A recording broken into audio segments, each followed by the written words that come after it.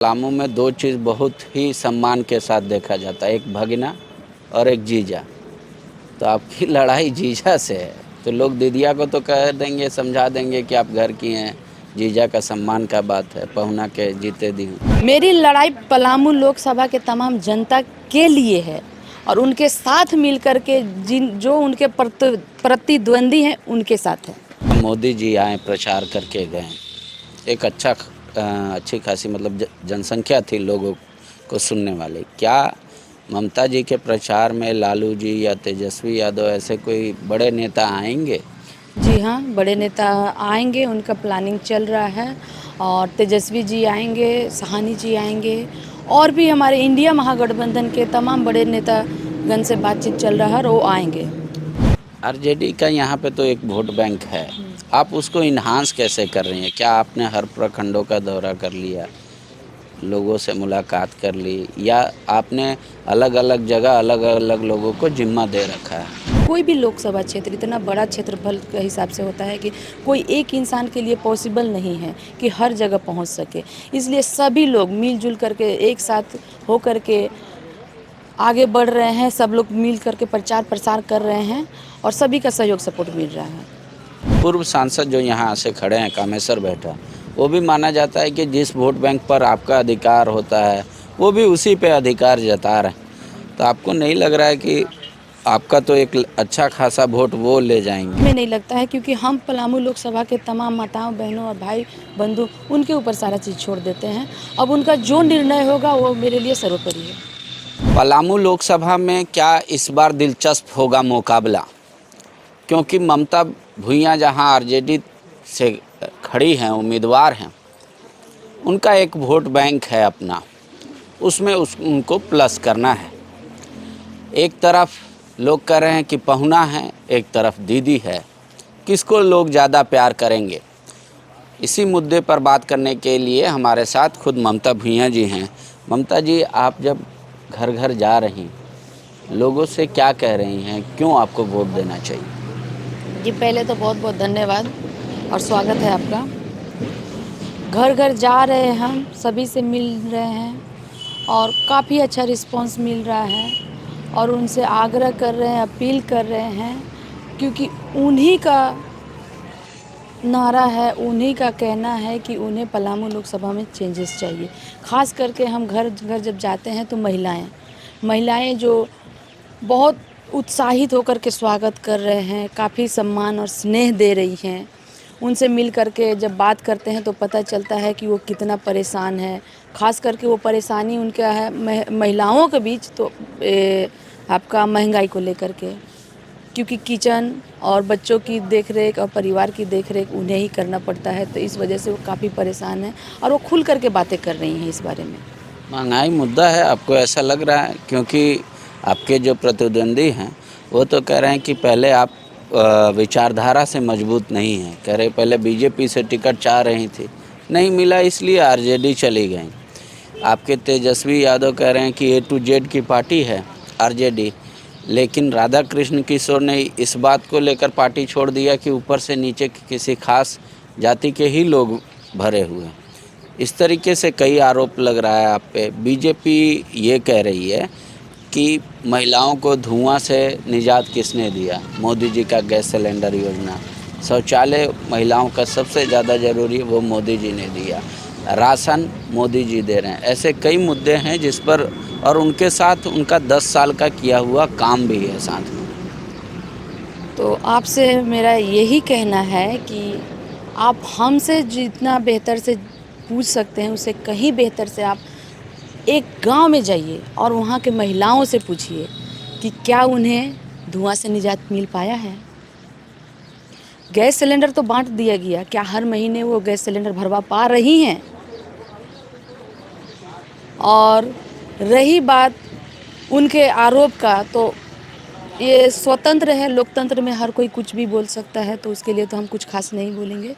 लेकिन राशन की बात रही तो राशन 2014 से पहले भी मिला करता था लोगों को और सस्ता मिला करता था। अब मार्केट में भी जाकर के ख़रीदने के लिए, अगर आप भी जान रहे बहुत अच्छे तरह से, सस्ता राशन मिला करता था। अगर गैस का बात कर ले तो 2014 से पहले आपको 450 में मिल जाता था गैस, लेकिन आज का डेट में 1000 से कम का अगर गैस कोई भरा ले तो हम भी मानते हैं, क्योंकि हम भी महिला हैं। रोज़मर्रा के जीवन में हमको भी गैस भराना पड़ता है, तो ये सारी समस्या से हम रोज़ जूझ करके आगे बढ़ रहे हैं। यहाँ मोदी जी आए, प्रचार करके गए, एक अच्छी खासी मतलब जनसंख्या थी लोगों को सुनने वाले। क्या ममता जी के प्रचार में लालू जी या तेजस्वी यादव ऐसे कोई बड़े नेता आएंगे? जी हाँ, बड़े नेता आएंगे, उनका प्लानिंग चल रहा है, और तेजस्वी जी आएंगे, सहानी जी आएंगे, और भी हमारे इंडिया महागठबंधन के तमाम बड़े नेतागण से बातचीत चल रहा है और वो आएंगे। आप इंडिया अलायंस की उम्मीदवार हैं, कैसा समर्थन मिल रहा है बाकी जो आपके सहयोगी दल हैं, कांग्रेस या जेएमएम? इंडिया महागठबंधन के तमाम दल के साथ बहुत अच्छा हम लोग का बातचीत चल रहा है, और वो हर रोज़ जहाँ भी हम जा रहे हैं, जिस भी क्षेत्र में जा रहे हैं, इंडिया महागठबंधन के तमाम नेतागण मेरे साथ होते हैं, और वहाँ के जो उनके कार्यकर्ता हैं वो सभी उत्साह के साथ, समर्थन के साथ हमारे साथ दिन भर अपना टाइम देते हैं, तो उनका काफ़ी अच्छा रिस्पॉन्स और सपोर्ट है। आप तो ये पहले से डिटरमाइंड थी, तैयारी कर रही थी कि भैया हमको चुनाव लड़ना है। जब चुनाव में जा रही हैं तो रूटीन लाइफ कैसे चेंज हो गया आपका? अब कितने बजे उठ रही हैं, कितने बजे सो रही है? खैर, ये तो इस लाइन में न तो कोई रूटीन होता है और न कोई पहले से निर्धारित होता है। यहाँ जब काम ख़त्म हुआ सो गए, और जब शुरुआत करना है सुबह अर्ली मॉर्निंग जितना जल्दी हो सके उठ करके शुरुआत कर लिए। तो यहाँ रूटीन तो खैर फॉलो करना मुश्किल है, और जैसे हमारे जनता जनार्दन जिस तरह से मिलने आ रहे हैं, उनका समर्थन, सहयोग, सपोर्ट जो मिल रहा है, उसको देख करके अपने अंदर एक ऊर्जा उत्साहित प्रवाहित हो रहा है, और इस वजह से थकान तो महसूस होता नहीं। तो खैर रूटीन का कोई ये नहीं है, रूट चार्ट। आरजेडी का यहाँ पे तो एक वोट बैंक है, आप उसको इन्हांस कैसे कर रही हैं? क्या आपने हर प्रखंडों का दौरा कर लिया, लोगों से मुलाकात कर ली, या आपने अलग अलग जगह अलग अलग लोगों को जिम्मा दे रखा है? जी हाँ, हर जगह तो हम लोग जा रहे हैं, हर प्रखंड, और कोशिश कर रहे हैं कि हर पंचायत, जो कि लगभग हो रहा है, हर पंचायत हम लोग जा कर के वहाँ के लोगों के साथ मिलना जुलना कर रहे हैं, और सभी पंचायत अध्यक्ष और हमारे बूथ अध्यक्ष और हमारे प्रखंड अध्यक्ष जो तमाम इंडिया महागठबंधन के हैं, सभी के साथ समन्वय बना करके हम लोग मिलना जुलना कर रहे हैं, और सभी लोग मिल करके फिर अपना पंचायत, अपना प्रखंड को देख रहे हैं, संभाल रहे हैं, और बहुत अच्छे से सारा चीज़ निर्धारित तरीके से चल रहा है। आप बीजेपी में थी तो उसका कुछ लाभ मिल रहा है क्या? शहरी वोटर आपके साथ अटैच हैं, क्योंकि वो माना जाता है शहर का वोट अधिकतर बीजेपी को ही पड़ता है। हम सभी से अपील करेंगे, चाहे वो जिस भी दल से हैं, क्योंकि हम प्रत्याशी हैं, तो हम सभी से अपील कर रहे हैं, और सभी का समर्थन और आशीर्वाद तो मिल रहा है। लेकिन पलामू में यहाँ ज़्यादातर लोगों को देख रहा हूँ मैं, तो कह रहे पलामू में दो चीज़ बहुत ही सम्मान के साथ देखा जाता है, एक भगना और एक जीजा। तो आपकी लड़ाई जीजा से है, तो लोग दीदिया को तो कह देंगे, समझा देंगे कि आप घर की हैं, जीजा का सम्मान का बात है, पहुना के जीते दी हूँ। जी, मेरी लड़ाई अगर किसी के साथ है और किसी के लिए है तो वो मेरी लड़ाई पलामू लोकसभा के तमाम जनता के लिए है, और उनके साथ मिल कर के जो उनके प्रतिद्वंदी हैं उनके साथ है। लेकिन आपकी पार्टी का सिर्फ एक विधायक है पूरे 81 में, फिर भी आपको लग रहा है कि आप मजबूत हैं? जी हाँ, क्योंकि पलामू लोकसभा के तमाम जनता मेरे साथ है। यहाँ की महिलाएं, यहाँ के बुजुर्ग, हमारे गार्जियन, उनका आशीर्वाद, उनका साथ और उनका समर्थन है, इसलिए हम अपने आप को धन्य भी महसूस करते हैं और मजबूत भी महसूस करते हैं। और भी जिस परिवार से आप जुड़ी हुई हैं, क्या वो लोग भी प्रचार में आ रहे हैं, वो लोग भी प्रचार कर रहे हैं, या आप आपने कह दिया कि नहीं हम अकेले सफिशिएंट है? नहीं, सभी लोग साथ में हैं, सब लोग मिल करके प्रचार कर रहे हैं, क्योंकि पलामू लोकसभा क्षेत्र या कोई भी लोकसभा क्षेत्र इतना बड़ा क्षेत्रफल के हिसाब से होता है कि कोई एक इंसान के लिए पॉसिबल नहीं है कि हर जगह पहुंच सके। इसलिए सभी लोग मिलजुल करके एक साथ हो करके आगे बढ़ रहे हैं, सब लोग मिल करके प्रचार प्रसार कर रहे हैं और सभी का सहयोग सपोर्ट मिल रहा है। ये जो पूरे आसपास का इलाका है, यहाँ पे आप देखिएगा अगर ज्योग्राफी के हिसाब से तो ये भारत का सेकंड सबसे लार्जेस्ट एरिया है लोकसभा का। तो आप क्या सिस्टम अपना रही हैं कि कम समय में ज़्यादा से ज़्यादा लोगों तक पहुंचा जा सके? क्या आप हर जगह डोर टू डोर कैंपेन पे विश्वास रख रही हैं, सभा कर रही हैं, मैसेज भेज रही हैं, कैसे पहुंच रही हैं? जी, हम लोग को अब तो शुरू से ही चल रहा है और हम लोग सभी पार्टी के लोग मिल करके एक साथ पहले समन्वय समिति बनाते हैं, उसके बाद डिसाइड करते हैं रूट चार्ट और उस पे हम लोग काम करते हैं कि हम लोग प्रखंड वाइज हर पंचायत, और अगर आमने सामने का पंचायत हो तो कोशिश करते हैं कि 2 पंचायत एक जगह बैठ करके हम लोग सभी लोग सभा कर लें।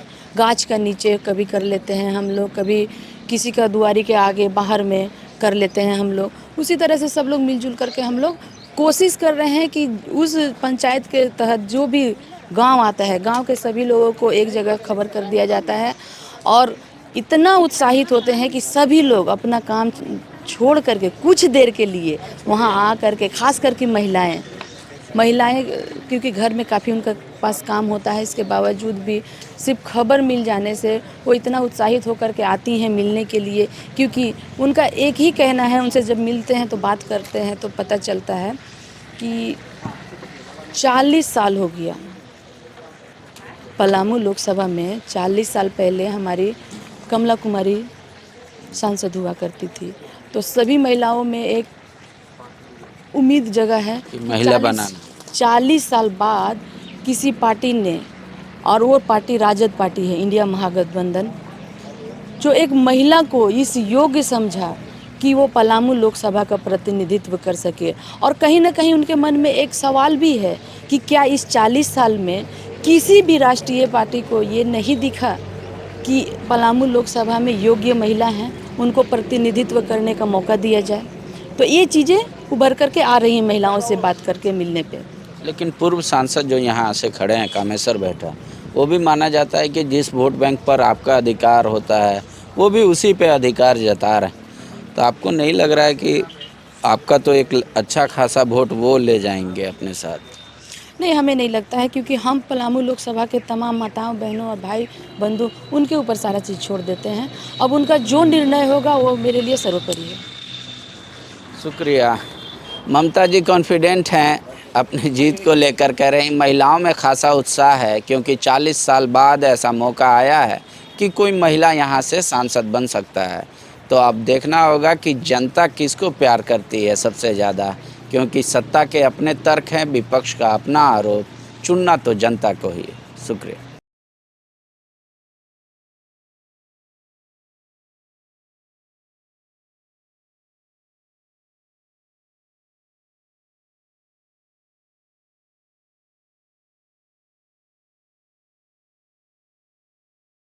बायोम मेडिकल प्रिपरेशन का एकमात्र संस्थान जहां है complete digital classrooms, individual doubt counters, video lectures, student tracking system, library facility, 100% result oriented rankers batch, study package and class notes in PDF।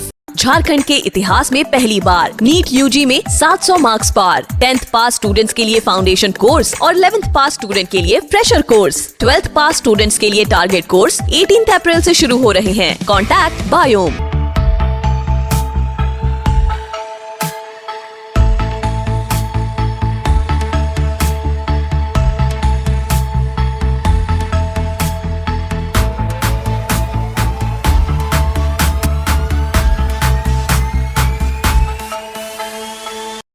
thefollowup.in. Like, share, and subscribe. www.thefollowup.in